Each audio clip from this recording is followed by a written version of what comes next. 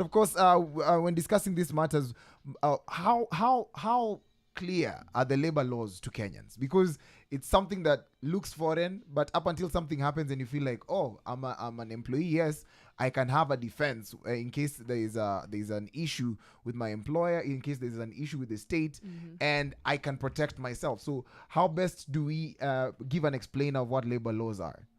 Yeah, let me begin with your first question on how clear the labor laws are. We have several laws that deal with labor matters in Kenya.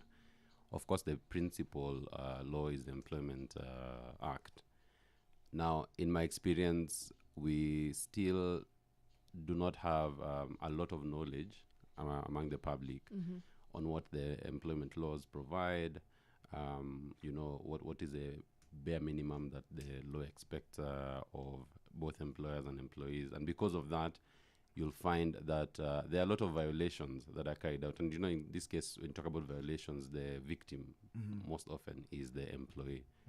So that's why for us as a firm, one of the things we've done is we publish a weekly article where we highlight employment cases and what the courts are saying about the cases. And for us, this is an opportunity to educate the public so that they're able to know this is what the law provides. This is how you protect yourself. This is what you avoid. And it benefits both employers and employees, because for an employer, then they know what not to do, and for the employee, they also know what not to accept. Yeah.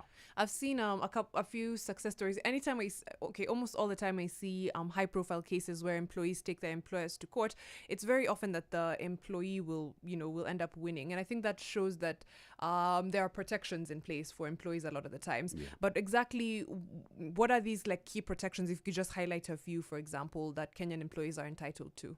Yes. Now, if you look at the Constitution provides that every employee has the right to fair labor practices. Now, of course, how the law is written is that the law cannot imagine every possible scenario that can come out of a relationship, in the workplace. Yeah. And so it will just give basic guidelines. What then occurs within that relationship, we then have to place that against the standard of what the law has provided. That's why fairness is a key part of that process. And when you talk about fairness, before you take, let's say, any administrative action against an employee, we usually say that two things must be present. The first thing is that you must have what we call the substantive reasons. And this is what is a justification for the actions that you're taking. But the second bit is also, have you followed the procedure, what we call now procedural fairness.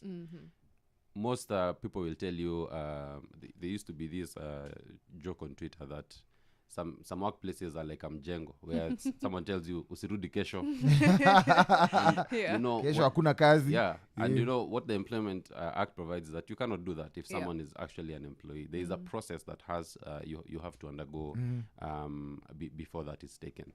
So when you talk about success of employees who sue the employers, you have to remember that the employment court is a human rights court, because an employee relationship is a relationship of rights, rights, duties, obligations, and responsibilities.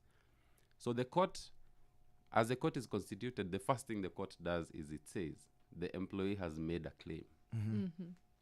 Our first step is to say we are to believe this claim. So let the employer come and show us why we should not believe it. And the employer now comes with their separate set of facts. So that's why you'll find that in most cases, employees are winning cases before that court. Because first, it's employee-centric, because it's a human rights court.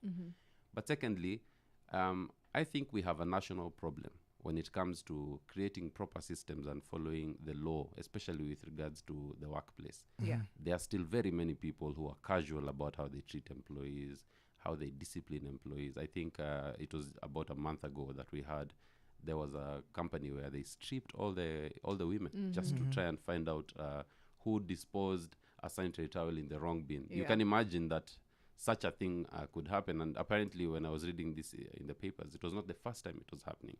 So we still have a long way to go. And I think as long as decisions are being made without following due process, then I think you're always going to find people who have to pay for that. Absolutely.